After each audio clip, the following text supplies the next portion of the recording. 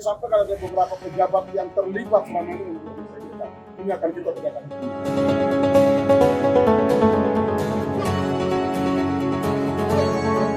Santer dikabarkan sejumlah pejabat diduga terlibat membantu aktivitas kelompok kriminal bersenjata di Kabupaten Duga, Papua Pegunungan.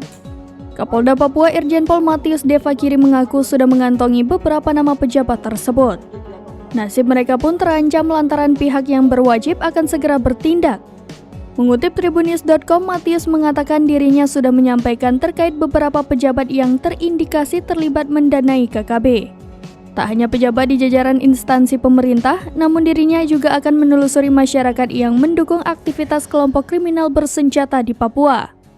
Nantinya, jika mereka terbukti terlibat dengan KKB, maka akan ditindak secara hukum. Terlebih hingga kini KKB masih menyandra pilot Susi Air yakni Kapten Philip Mark Martens. Sekedar informasi, Kapten Philip telah disandra lebih dari 3 bulan terhitung dari bulan Februari 2023. Aparat gabungan TNI Polri juga telah berusaha keras untuk membebaskan Kapten Philips. Bahkan banyak anggota TNI yang gugur diserang KKB selama proses penyelamatan pilot Susi Air itu.